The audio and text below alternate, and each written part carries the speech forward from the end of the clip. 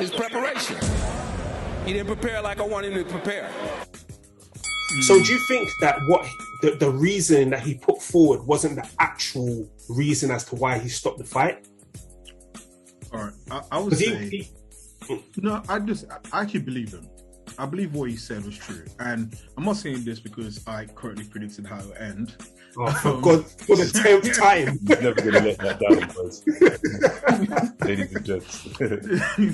No, but in reality, though, listen, I think his dad knew something that his dad knew something was wrong, right? His dad knew that essentially his reaction in the fight was not a reaction that was going to be someone who can possibly survive longer or can win the fight, basically. And I think he just knew that this was it, right?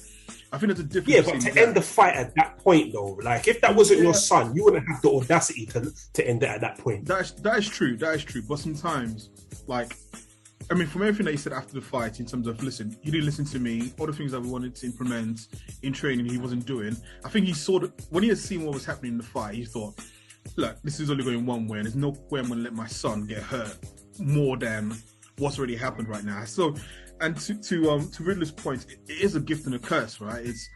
I think there's a fine balance between having a dad as a trainer, and there's a time where you have to just say, in the same way, look at Tyson Fury, him and his dad. I know his dad is not exactly his trainer per se, but you say, you know what, go find the best, go find someone who can actually train you properly, and we can create that barrier of father and son, because there's only so much of, watching your own blood getting beat up in the ring before you get too involved in that.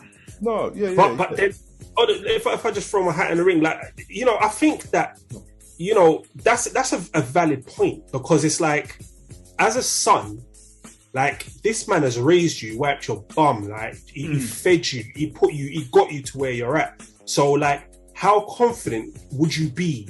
Like, because I've worked with my father before, and I know that it gets to a certain point that there's certain things that you want to say and should say, but you can't say because of that extracurricular relationship.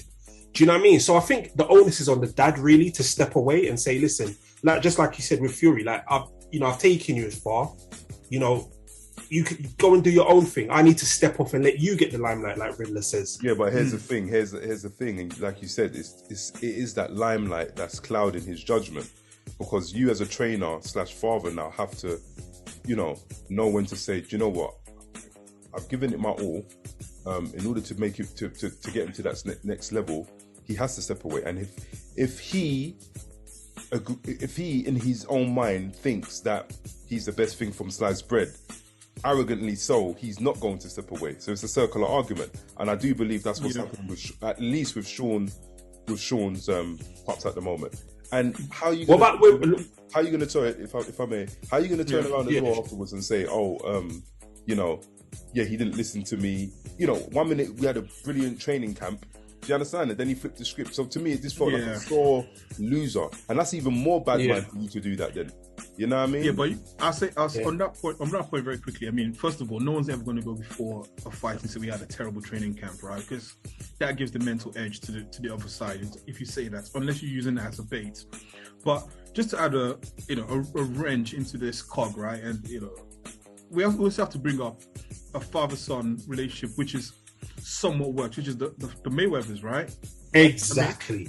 Right. I mean, okay, yeah, they went through the little period when they were talking and fighting, but the reality is that we've also seen where, well, maybe it's because they were actually bumping heads. Maybe that's why it worked so well for them. Yeah. Yeah. I would even say that the Lomachenko's situation worked. You can see that they even employed Popachenko with Usyk. Do you get what I'm saying? And just to summarize, I think that Lopez's advice was terrible for a dad. It was horrible. Right. And again, I think that was the ego speaking, and I think that was the child. You've even seen the interviews with Teofimo talking about how the boxing relationship has just ruined the father-son relationship.